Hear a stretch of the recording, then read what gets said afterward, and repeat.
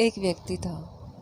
वो ठाकुर जी की पूजा सिर्फ इसलिए कर रहा था ताकि वो खूब पैसा कमा सके, लेकिन उसका पैसा बढ़ने के बजाय कम होता जा रहा था। एक दिन उसकी मुलाकात एक बहुत अमीर आदमी से हुई। तो उस अमीर आदमी ने उसे बताया कि आप तो गलत मूर्ति की पूजा कर रहे हो।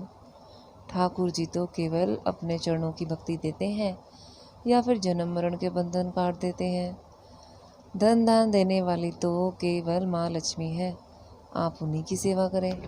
उस व्यक्ति को तो केवल धन की ही इच्छा थी, फिर वो चाहे ठाकुर जी की भक्ति से मिले या देवी लक्ष्मी की, उसे तो केवल धन चाहिए था। उसने घर आकर ठाकुर जी की मूर्ति को सिंहासन से हटाकर कुछ दूर रखी अलमारी के ऊपर रख दिया और अब मुरली मनोहर की जगह माता देवी लक्ष्मी की मूर्ति को स्थापित कर दिया। एक दिन वो देवी जी को गूगल की सुगंधित धूप दे रहा था। उसने देखा कि धूप का धुआं तो मुरली मनोहर की ओर जा रहा है।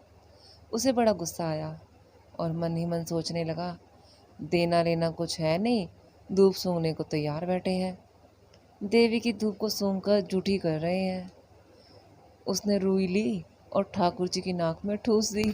उसी समय ठाकुर जी प्रकट हो गए और बोले, बोलो क्या चाहिए तुम्हें, मांगो वर। वो व्यक्ति बोला, वरदान मैं बाद में मांगूंगा, पहले आप मुझे ये बताओ, जब मैं आपकी सेवा करता था तब तो आप जड़ बनकर बैठे रहते थे, अब कैसे प्रसन्न होकर मुझे वरदान दे रहे हो। ठाकुर जी बोले, पहले तुम मुझे पत्थर की मूर्ति समझते थे तो मैं भी जड़ बना रहता था, लेकिन अब तो तुम मुझे साक्षात भगवान समझते हो। देखो, तुम्हें विश्वास हो गया कि मैं तुम्हारी धूप को सूंघ रहा हूँ, तो मैं भी सच में तुम्हारे सामने आ गया। तो दोस्तों, देखा ना, जैसे जिसकी भावना, जिसका तैसा विश्वास, उसकी सिद्धि भी उसी प्रकार की हो जाती है।